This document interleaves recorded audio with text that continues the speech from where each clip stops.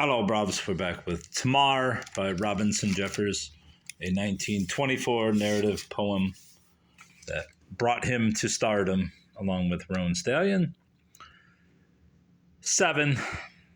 Lee Caldwell felt his way in the dark among the cypress trees, and turning at the stable door, saw the evening star. He felt for the lantern hung on the bent nail to the right of the door, lighted it, and in the sweet hay dusty darkness found the black quirt that hung beside the saddle, and seemed a living snake in the hand. Then he opened the locker full of hunter's gear, and tumbled leather and iron to the floor, for an old sheath knife under all the rest. He took the knife and whip, and Tamar, in the dark of the westward bedroom, heard him tinkle on the stair and jingle in the hall, slow steps moving to hers, the room that had been her room before the illness. She felt him as if she had been there, lighting her lamp and setting it on the sill, then felt him look about the little room and feel it breathing, and warm with her once habitancy and the hours of hers and his there, and soften almost to childish tears at trifles on the wall.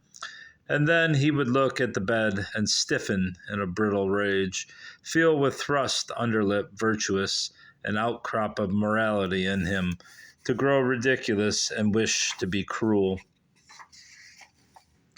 And so returned to her. Hastily, without light, she redded up some of the room's untidiness, thrust into the stove the folds of bandage cloth, straightened the bed a little, and laying aside the loose blue robe, lay down in the bed to await him, who, throwing open the door, "Tamar, I've got no right to put my hands into your life. I see that each of us lives only a little while, and must do what he can with it. So I'm going tonight. I'd nearly worked myself to the act of some new foolishness. Are you there, Tamar?" The lamp, he struck a match and saw her eyes shine on him from the pillow, and when the lamp was lighted, he began again. "It's all such foolishness. Well, you and I are done. I set your lamp for a signal on the sill. I'll take it away or help you to that room, whichever you like. That'll be my last hand in the game. It won't take me 10 minutes to pack and go. My plan's not to risk losing temper and have half-decent thoughts of you while I'm gone. And you of me, Tamar." She lay too quietly, and the shining eyes seemed not to hide amusement. He waited for her to acknowledge, not in direct words, perhaps, his generosity, but she silent. "Well, shall I leave the lamp?" he said, not all so kindly. "And Tamar, I've no one else if you are going. But if you'd stay, I wouldn't touch you again, ever. Ah, you can't wait to get to France to crawl into strange beds. But Monterey tonight. You, what a beast. You like them dirty." He said, "You're a fool, Tamar. Well, so I'll leave the lamp. Goodbye, Tamar. You said you'd help me down the hall." "Yes, even that. What must I do? Carry you?" "Is the bed together? See whether there are sheets and covers on it." He went and returned icy pale. "It hasn't been changed since I smelled fire and ran into the room 6 or 8 days ago. The cupboard door frame is all charcoal. By God, Tamar, if I believed he'd done it, who is he? Andrews? You and your lies have made a horror in the house. What, shall I go? Shall I go? Me, who made me believe that I could keep you, or let you go, didn't you say? You still believe it," he answered, doubling his fist to hold in anger the passionate need of striking her like a torrent in his throat. "Believe it, fool. Poor brother, you will never see France.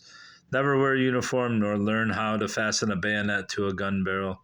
Come, stop talking. Get up. Come to your room." "Carry me," she answered, "though I am not really much too tired to walk. You used to like me. Well, to get done and be gone," he said, bending above her. She enlaced his neck softly and strongly and raised her knees to let his arm slip under them. He, like a man stung by a serpent, felt weakness and then rage, panted to lift her, and staggered in the doorway, and in the dark hallway grew dizzy. And difficulty went on, and groaning dropped her on the bed in her own room. She did not move to cover herself. Then he, drawing his palm across his forehead, found it streaming wet and said, "You whore, you whore, you whore. Well, you shall have it. You've earned it." And he twisted himself to the little table and took the whip, the oiled black supple quirt, loaded at the handle that seemed a living snake in the hand, and felt the exasperate force of his whole baffled and blindfold life flow sideways into the shoulder swinging it, and half repenting while it dropped, sickened to see the beautiful bare white, blemishless body writhe under it before it fell. The loins pressed into the bed, the breast and head twisting erect, and at the noise of the stroke, he made a hoarse cry in his throat. But she took it silently and lay still afterward, her head so stricken backward that the neck seemed strained to breaking, the coppery pad of her hair crushed on the shoulder blades, while that red snake trail swelled visibly from the waist and flanked down the left thigh. "Oh God, God, God," he groaned, and she, her whole body twitching on the white bed, whispered between her teeth, "It was in the bargain," and from her bitten lip a trickle of blood ran down to the pillow. And that's the all for that little segment. Until the next time, bruv, I will try to finish this tonight since I only have a few pages left. Goodbye, bruv. Goodbye.